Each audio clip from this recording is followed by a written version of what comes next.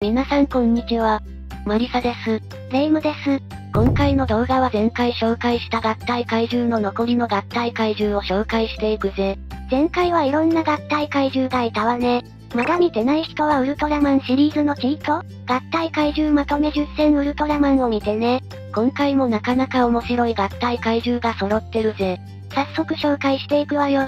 特撮が大好きなんだよチャンネル。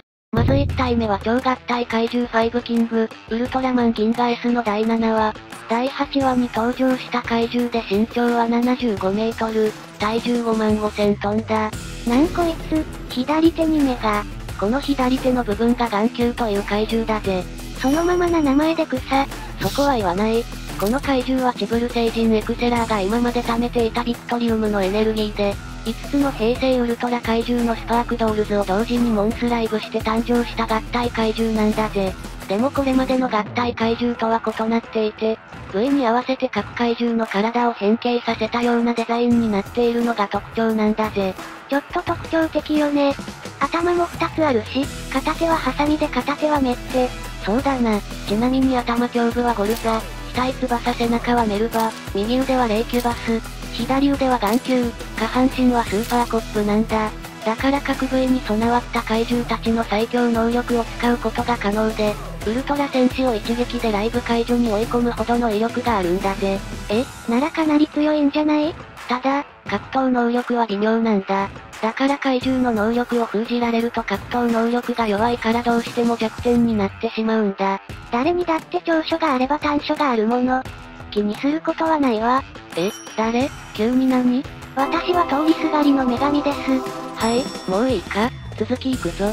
ウルトラマンビクトリーとウルトラマンギンガストリウムを土につけたほどの凄まじい戦闘力を見せたんだぜ。ウルトラマンギンガストリウムって言ったらここまでほぼ敗北知らずよね。それを倒したってすごいわね。それだけ怪獣の能力が高かったんだな。2体を倒した後にビクトリアンに宣戦布告したエクセラーは、夜明けまでにビクトリウムと地底世界を明け渡すように要求すると一度撤退。しかしビクトリアンと UPG はこれを拒否したんだ。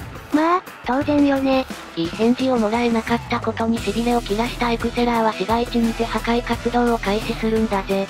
まあ、ここも当然よね。無理な要求をしたら拒否されるし、自分の要求を拒否されたら怒るわ。真面目なことも言えるんだな。バカにされてる？何のことだ？破壊活動を行っていたエクセラーだったが、ライドウスカルがライブした EX レッドキング、エレキング、キングジョーカスタムを各部位の怪獣たちの能力で次々に返り討ちにするんだ。なんて強さ、ピンチじゃない。しかし、5キングがヒカルと戦ってる間に UPG の作戦でギンガとビクトリーが復活したんだぜ。序盤は初戦と同じように両者を圧倒するけど、ギンガのギンガスパークランスで、背中の水晶体を折られたのをきっかけにサドラシザースとの連携で M87 光線で眼球の目、スペシウム光線でハサミ、エメリウム光線で顔にダメージが入って、頭からの光線発射能力が封じられてしまったんだ。一つずつ各部撃破でやられていくわね。スーパーコップも光弾を乱射して反撃するんだけど、ビクトリーの新技ビクトリウムエスペシャリーで全て撃ち落とされて、ウルトラショットでお腹にもダメージを受けて光弾発射も使えなくなってしまい、攻撃ができなくなってしまうんだ。こんな時に新技出してくるとかすごいわね。夜な夜な考えてたのかもな。絶対しようとしたんだが、メタリウム光線とビクトリウムシュートでメルバの羽を破られてしまって、飛行能力までも失ってしまったんだぜ。最後は蓄積されたダメージでボロボロのところをストリウム光線を受けて倒されてしまったんだ。外堀から埋められちゃったわね。残念な怪獣だな。2体目は合体魔王10絶版ドン。ウルトラマンオーブ第16話、第17話に登場した怪獣で身長は60メートル、体重4万5000トンだ。なんだかすごく聞いたことがある名前なんだけど、初代ウルトラマンを倒した怪獣ゼットンと、ウルトラセブンと激闘を繰り広げたパンドンのカードをジャグラス・ジャグラーが、ダークリングにリードして合体した怪獣だからな。でも純粋な2体の合体だけじゃなくて密かに回収してたマガオロチの尻尾へと力を送り込み、能力を融合させて誕生した合体怪獣なんだぜ。それで聞いたことがあったのね。ってことはかなり強いの？そうだな。マガオロチがベースで2体のラスボスの力を合わせ持っている上に、ジャグラーと一体化しているから、本能だけじゃなく、戦況を臨機応変に対応できるんだ。その能力を活かして、ギャラクトロンとの戦いで意気消沈してたオーブに襲いかかって、とことん追い詰めた強敵だぜ。さすがね。ラスボス2体がタッグを組むと最強になるのね。ってことはマリサと組んでる私は最強。なんでそうなるかはよくわからん。ちなみに能力はゼットンとパンドンの特徴的なものを引き継いでいるんだ。もちろんマガオロチ譲りの防御力も健在だ。でもその能力だけじゃ、手の内がバレてるんじゃない？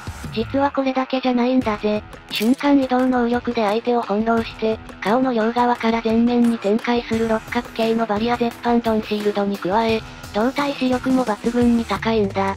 ついでに融合してるジャグラーの影響なのか、口に残ったエネルギーのかけらを爪で掃除する、自分の拳を掴んで指を鳴らす、片手で手招きをして相手を挑発する、と人間的な動作が目立ったんだ。相手を挑発するとかすごく腹の立つことするのね。私だったらぶっちいや子は、口悪すぎな。この性格悪いやつ、じゃなかった絶版ドンはどうやってぶっちされたの？ぶっちされたかどうかはわからないけど、ルサールカを訪れていたオーブの前に現れたジャグラーが、闇に引き込もうとするために絶版ドンを出現させた。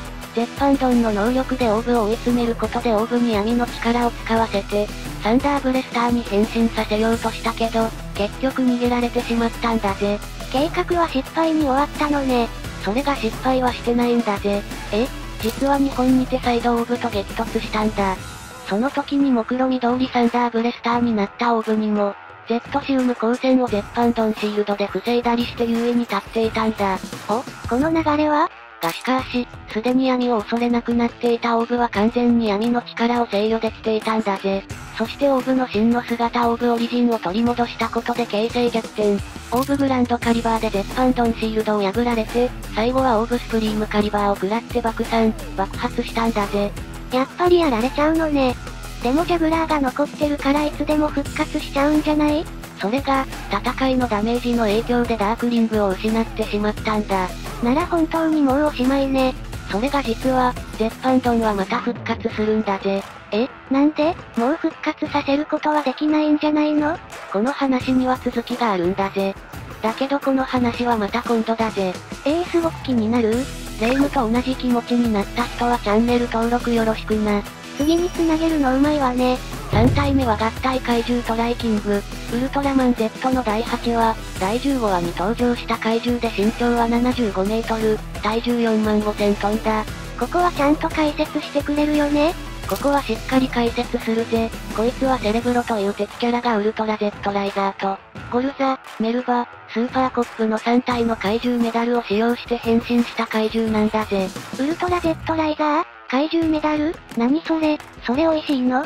ダークリング、ジードライザーや怪獣カプセルと同じで作品に関わってくるアイテムだと思ってくれていいんだぜ。なるほど。にしてもファイブキングに似てるわね。そう、こいつはファイブキングの不完全体で登場した怪獣なんだぜ。眼球と霊キュバスがいないバージョンね。不完全体でも能力は強いんでしょう？能力はゴルザの額から超音波光線。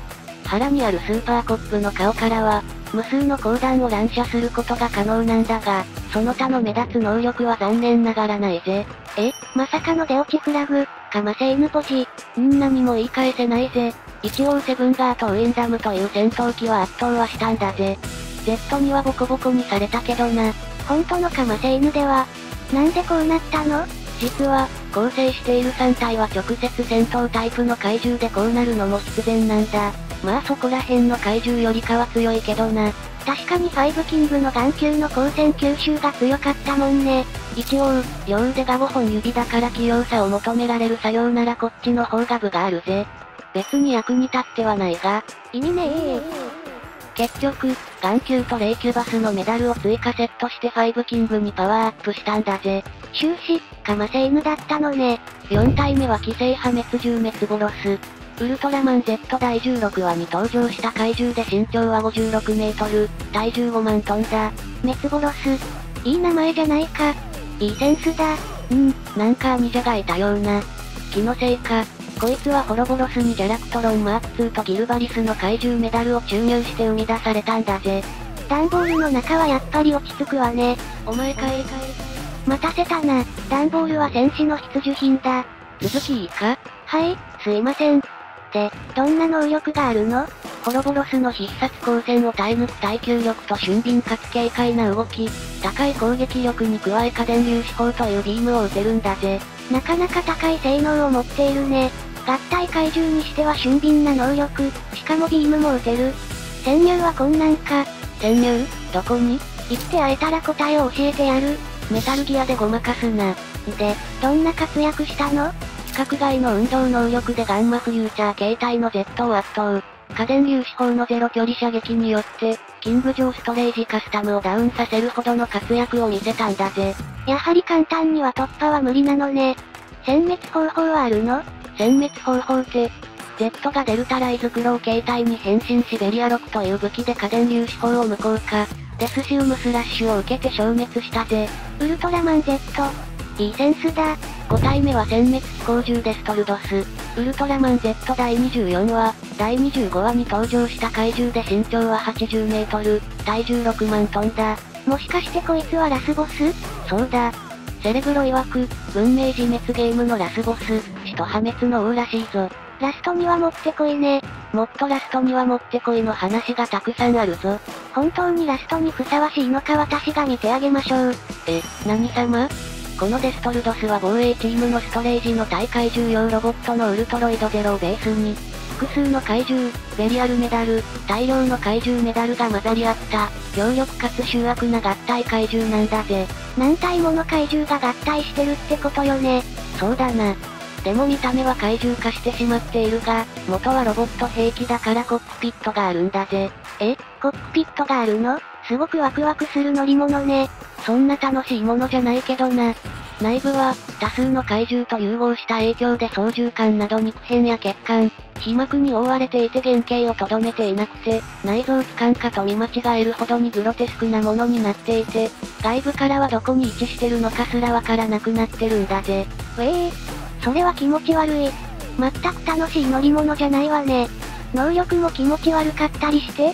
気持ち悪い能力ってのはどんなのかわからないけど、数多くの怪獣を取り込んでいるから、戦闘能力はこれまで登場したどの怪獣とも別次元の強さを誇るんだぜ。なるほど。すごく強いのね。強いやつは大好きよ。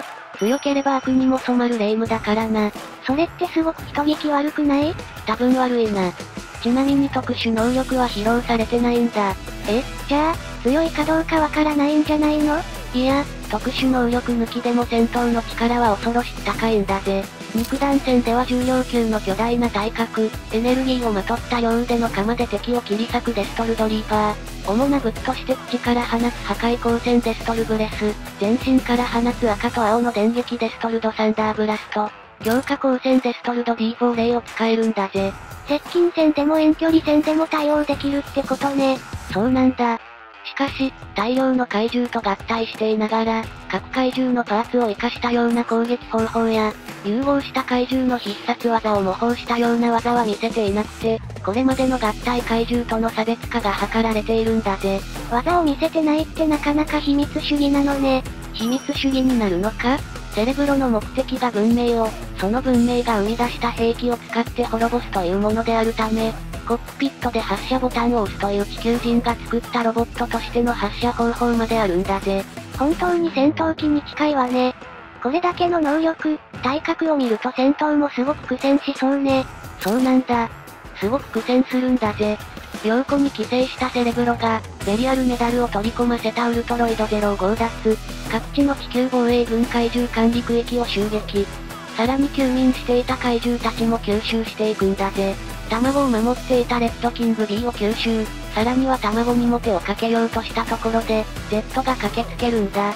セレブロが大量の怪獣メダルをウルトロイドゼロに取り込ませ、内部から殻を破るように変身。そのまま Z と戦闘になったんだぜ。頑張ってZ。霊夢はどっちの味方なんだ？強い方に決まってるわ。Z との戦いは、単純なパワーだけでも圧倒し、最大威力の光線さえも多少ひるんだ程度で耐え切った上に、至近距離からのデストロイド D4 発射を試み、Z のゼスティウム光線との撃ち合いをも制して倒してしまったんだ。倒しちゃったの？しかしよね。先に言うな。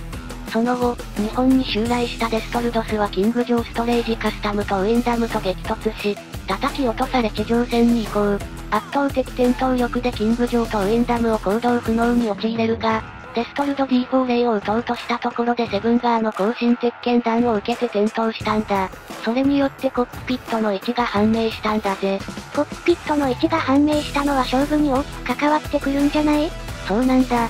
コックピットの位置が判明したことでキングジョーストレージカスタムのペダニウム粒子砲が直撃し、D4 レイが破壊されてコックピット露出。空に逃亡するが力負けしたことで、コックピットブロックを引きずり出され、危機を悟ったセレブロはデストルドスと融合したんだ。そして、デルタライズクローとなった Z と最後の対決に挑むんだぜ。いよいよね。思考を再生させて D4 レイでとどめを刺そうとするんだけど、ベリア6が刺さったことで爆発して失敗に終わる。デストルド D4 レイを放ち、ゼスティウム光線と競い合うが、光線を Z の形に一度曲げて、光線を強化して炸裂させるという奇策に押されて、直撃を受け爆発死産したんだぜ。セレブロは黒焦げになりながらもなんとか逃げ出したが、ジャグラーに捕まえられて、そのまま発見捕獲されているんだぜ。なかなかの接戦だったのね。でも Z の奇策が出てよかったわ。そうだな。やっぱり強い敵には新技か奇策で頭を使わないと勝てないんだな。ただ、強いだけじゃダメなのね。今回は合体怪獣5体を紹介したぜ。数は少なかったけど、中身は濃いものばかりだったわね。実はもう一つベリアル融合銃を紹介したかったんだけど、すごく面白い内容になってるから別回で存分に紹介するぜ。すごく楽しみなんですけど急に喋り方キモいな。そんなことないわよ。今後もウルトラマンについて色々と解説をしていくからチャンネル登録よろしくなんだぜ。それじゃあまた次回も、よろしく。ご視聴ありがとうございました。